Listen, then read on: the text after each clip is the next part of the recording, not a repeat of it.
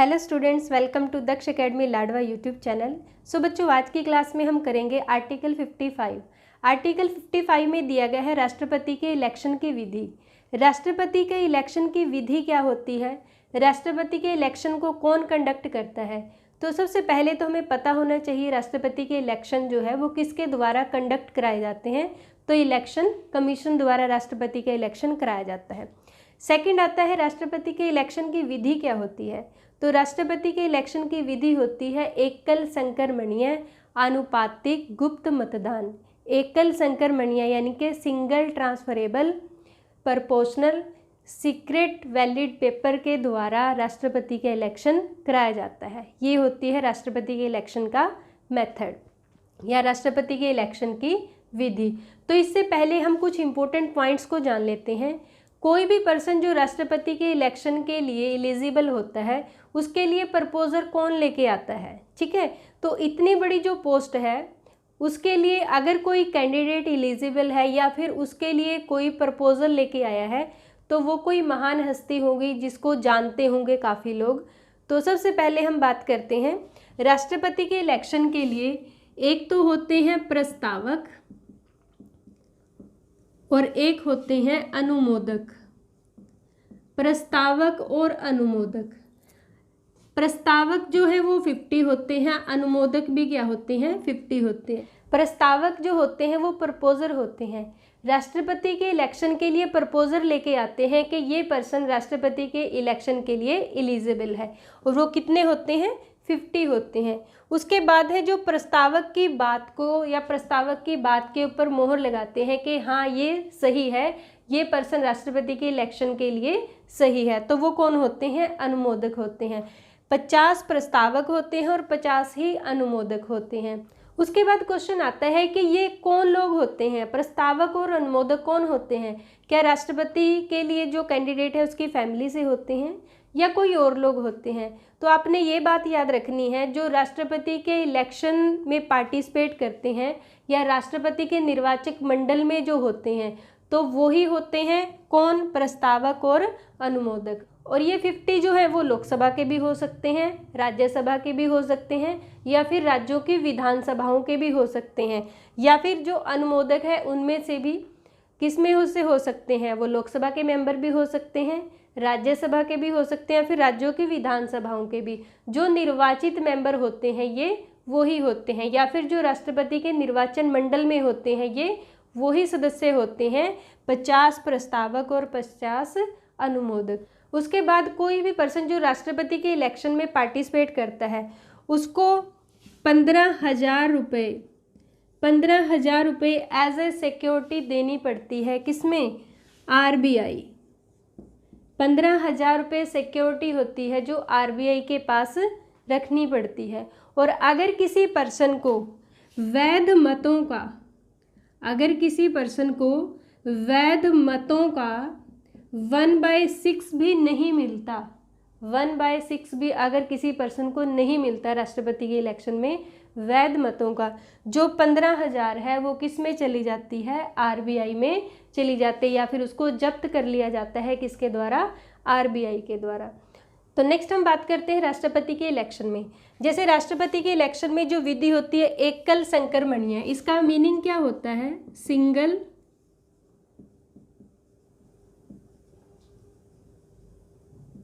Transferable.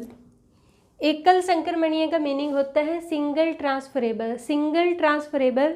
उसके बाद आता है आनुपातिक और फिर आता है गुप्त मतदान। यहाँ पे सिंगल ट्रांसफरेबल का मीनिंग होता है कि जो वोट है वो ट्रांसफ़र हो रहा है, किसके आधार पे, वरीयता के आधार पे। वरीयता के आधार पे जो है वोट वो ट्रांसफ़र हो रहा है। जैसे बच्चों हम एमपी के इलेक्शन के लिए हम वोट करते हैं या एमएलए के इलेक्शन के लिए जो आम जनता वोट करती है उसका सिस्टम अलग होता है, लेकिन राष्ट्रपति के इलेक्शन का सिस्टम अलग होता है। जैसे अगर हम किसी कैंडिडेट को वोट देते हैं तो हम एक ही बार वोट दे सकते हैं, तो हमारे जो है सभी की जो वोट की वैल्यू होती है वो सेम होती है, लेकिन राष्ट्रपति के इलेक्शन में ऐसा नहीं होता। एक पर्सन जो है वो कई कैंडिडेट को वोट दे सकता है, तो ये किस में आता है, सिंगल ट्रांसफरेबल में। ये अभी मैं आपको आगे बताऊंगी कि कैसे सिस्टम ये सब होता है। नेक्स्ट है अनुपातिक, अनुपातिक मीन्स राष्ट्रपति के इलेक्शन में एमपी के वोट की वैल्यू अलग होती है और एमएलए के वोट की वैल्यू अलग होती है। ये इसका मीनिंग होता है अनुपातिक, यानी एमपी जो है मेंबर ऑफ पार्लियामेंट के जो वोट है उनकी वैल्यू अलग होती है और एमएलए की वोट की वैल्यू अलग होती है। नेक्स्ट है गुप्त मतदान। गुप्त मतदान मीन्स क्या है कि सीक्रेट वैलिड पेपर। यहाँ पे जो अगर कोई पर्सन राष्ट्रपति के इलेक्शन में वोट देता है तो उसको अपना मतदान सीक्रेट रखना पड़ता है, वो किसी को बता नहीं सकता। तो ये हुई एकल संक्रमण या अनुपातिक गुप्त मतदान जो है उसका मीनिंग। नेक्स्ट हम बात करते हैं राष्ट्रपति के इलेक्शन में जो है बच्चों, मैंने अभी बताया जैसे एमएलए के वोट की वैल्यू अलग है और एमपी के वोट की वैल्यू अलग है। यहाँ पे पहले एमएलए के वोट की वैल्यू निकाली जाती है, फिर एमपी के वोट की वैल्यू निकाली जाती है। तो हम अगर एमएलए के वोट की वैल्यू निकालते हैं उसका क्या मेथड होता है, तो अगर एमएलए के वोट की वैल्यू निकाली जाती है इसका मेथड क्या होता है, राज्य की जनसंख्या। अगर हम किसी भी स्टेट के जो है एमएलए के वोट की वैल्यू निकाल रहे हैं तो उस स्टेट की जनसंख्या, और ये जनसंख्या कौन सी होगी 1971 की। ये पॉपुलेशन बच्चों यहाँ पे जो काउंट की जाती है 2011 की नहीं होती, 2019 की नहीं, या फिर जिस टाइम में राष्ट्रपति का इलेक्शन हो रहा है उस टाइम की जनसंख्या नहीं काउंट की जाती। ये जो काउंट की जाती है वो 1971 की जाती है। ऐसा क्यों करते हैं, क्योंकि 1971 में सरकार ने पॉपुलेशन कंट्रोल के लिए बहुत सारी पॉलिसीज़ बनाई थी। पॉपुलेशन को कंट्रोल के लिए बहुत सारी पॉलिसीज़ बनाई थी, जिसमें साउथ के जो स्टेट हैं उन्होंने बहुत अच्छा काम किया, उन्होंने अपनी पॉपुलेशन को कंट्रोल किया। लेकिन जो नॉर्थ के स्टेट है उनकी पॉपुलेशन वैसे के वैसे बढ़ती रही। तो इसके बारे में साउथ के स्टेट्स ने प्रोटेस्ट किया कि हमारी पॉपुलेशन जो है, हमने पॉपुलेशन को कम करने में उसके ऊपर काम किया है और हमारे यहाँ पे जो है वो वोट की वैल्यू कम होगी, और जो नॉर्थ के स्टेट हैं वहाँ की पॉपुलेशन बढ़ रही है और वहाँ पे जो सीट्स भी ज़्यादा होगी और वहाँ पे जो है वोट की वैल्यू भी ज़्यादा होगी। तो यहाँ पे गवर्नमेंट ने एक डिसीज़न लिया कि अगर जो पॉपुलेशन काउंट की जाएगी यहाँ पे 1971 की ही की जाएगी। इसलिए यहाँ पे जो पॉपुलेशन आती है राज्य की, कोई भी किसी भी राज्य की जनसंख्या अगर काउंट की जाती है प्रेसिडेंट के इलेक्शन में तो 1971 की, और 2026 तक यही रहेगी। उसके बाद अगर कुछ चेंजेस होते हैं तब देखा जाएगा, लेकिन 2026 तक ये एज इट इज़ रहेगी, 1971 के अकॉर्डिंग ही निकाली जाएगी। तो किसी राज्य के एमएलए की अगर हम वोट की वैल्यू निकालते हैं तो उस राज्य की जनसंख्या कौन सी 1971 की, और बाय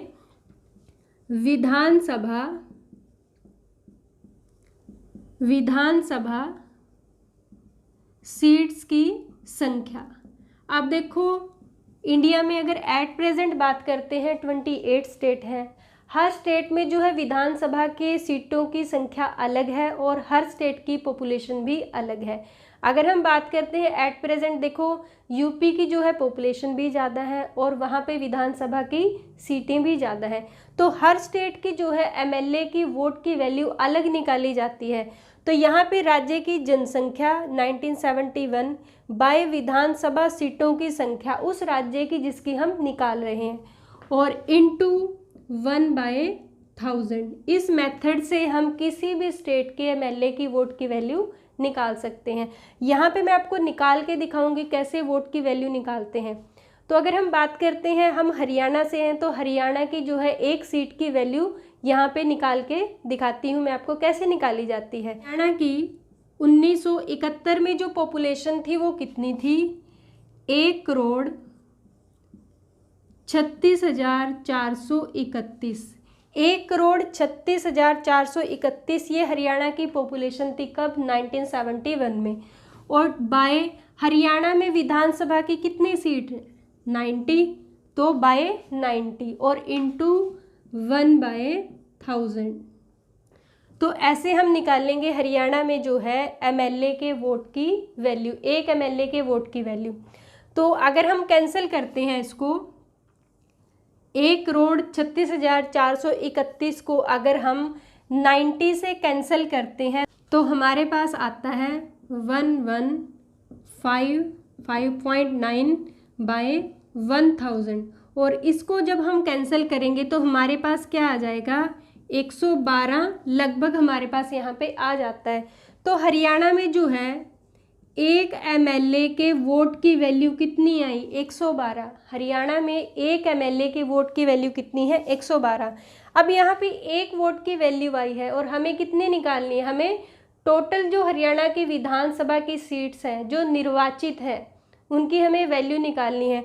तो टोटल सीट्स कितनी है हरियाणा में, 90। तो 112 इंटू 90 तो हमारे पास आ जाता है 10,080। तो ये आ गई हमारे पास हरियाणा के टोटल विधानसभा के सीटों की वैल्यू, क्या आ गई हमारे पास, 10,080। ऐसे हम निकाल सकते हैं, हर एक स्टेट की ऐसे ही निकाली जाती है। आपने क्या रखना है, यही फॉर्मूला याद रखना है आपने, राज्य की जनसंख्या बाय विधानसभा सीट्स की संख्या इंटू 1/1000। तो नेक्स्ट हम निकालते हैं एमपी के वोट की वैल्यू।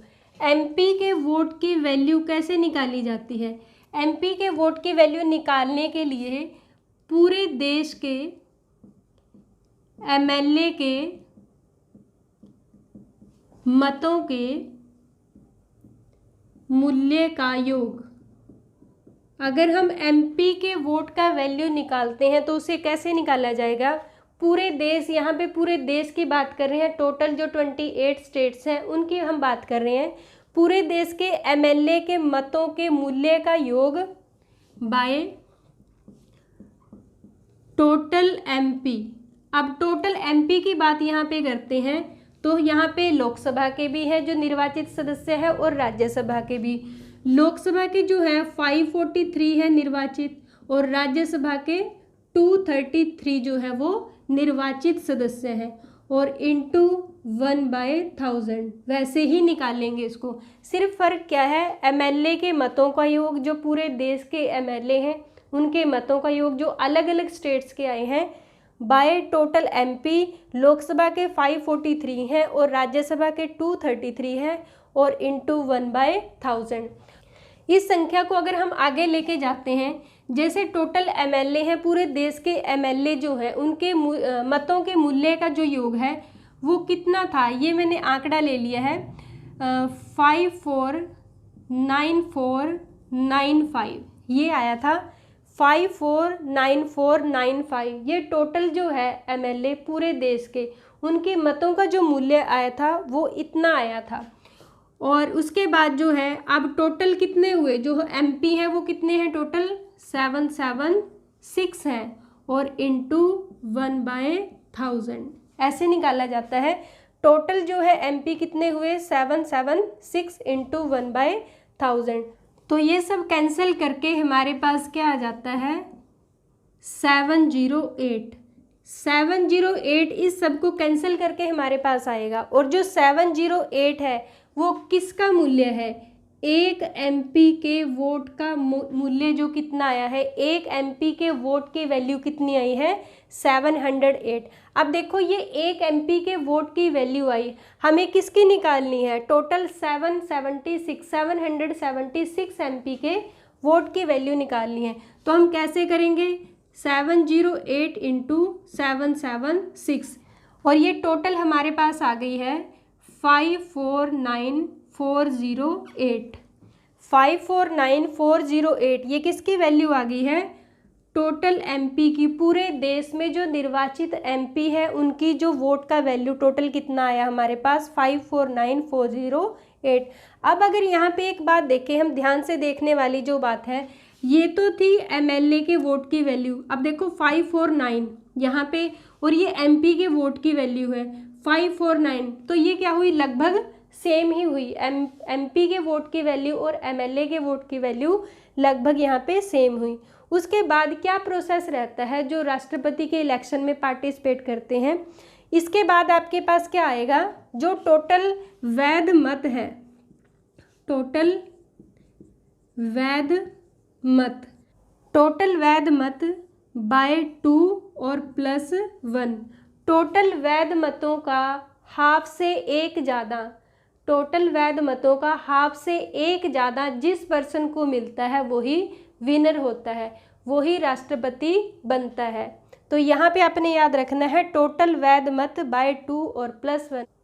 टोटल वैध मतों के हाफ से एक ज़्यादा जिसको वोट मिलते हैं वो क्या होता है, वो राष्ट्रपति बनाया जाता है। तो ये तो था बच्चों राष्ट्रपति के इलेक्शन का मेथड। जैसे मैंने आपको बताया था कि वरीयता के आधार पे जो वोट दिया जाता है किसमें, राष्ट्रपति के इलेक्शन में, वरीयता का आधार क्या होता है वो भी मैं आपको बता देती हूँ यहाँ पे। अब वरीयता के आधार की अगर हम बात करें, राष्ट्रपति के इलेक्शन में वोटिंग कैसे होती है। सपोज करो 4 कैंडिडेट हैं, ठीक है, 4 कैंडिडेट हैं यहाँ पे।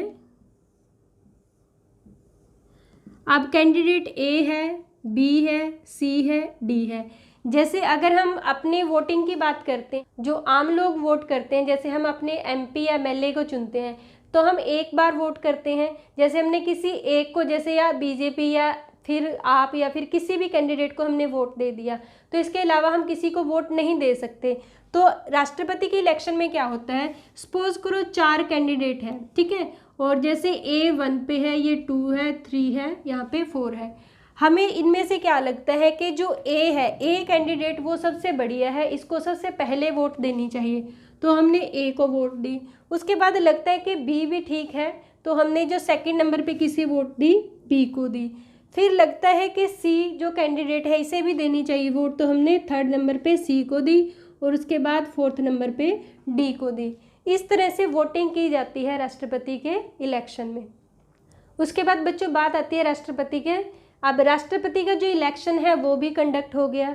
जुलाई 25 को राष्ट्रपति जो है पद और गोपनीयता की शपथ लेते हैं। पिछले कई साल से 25 जुलाई को ही शपथ ली जा रही है किसी भी राष्ट्रपति द्वारा, और ऐसा नहीं है कि कॉन्स्टिट्यूशन में दिया गया है, लेकिन पिछले काफ़ी टाइम से जो है 25 जुलाई को ही राष्ट्रपति पद और गोपनीयता की शपथ ले रहे हैं। तो नेक्स्ट आता है राष्ट्रपति को शपथ कौन दिलाते हैं।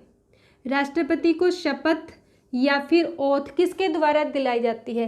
राष्ट्रपति को जो शपथ दिलाई जाती है वो सीजेआई द्वारा, सीजेआई यानी कि चीफ जस्टिस ऑफ इंडिया द्वारा ही राष्ट्रपति को शपथ दिलाई जाती है। उसके बाद सपोज करो सीजेआई नहीं है, सीजेआई अगर नहीं है तो राष्ट्रपति को शपथ कौन दिलाएंगे, तो राष्ट्रपति को जो शपथ दिलाई जाती है सीनियर मोस्ट जज, सीनियर मोस्ट जो जज होते हैं सुप्रीम कोर्ट के, उनके द्वारा राष्ट्रपति को शपथ दिलाई जाती है अगर सीजेआई नहीं है। तो आज था बच्चों राष्ट्रपति के इलेक्शन की विधि के बारे में, राष्ट्रपति का इलेक्शन कैसे होता है। तो मैंने आपको बहुत ही अच्छे तरीके से विद एग्जाम्पल इसमें कराया है। तो आज की क्लास के लिए बच्चों लाइक और शेयर करना ना भूलिए, और अगर आप चैनल पे नए हैं तो सब्सक्राइब कीजिए। Thank you.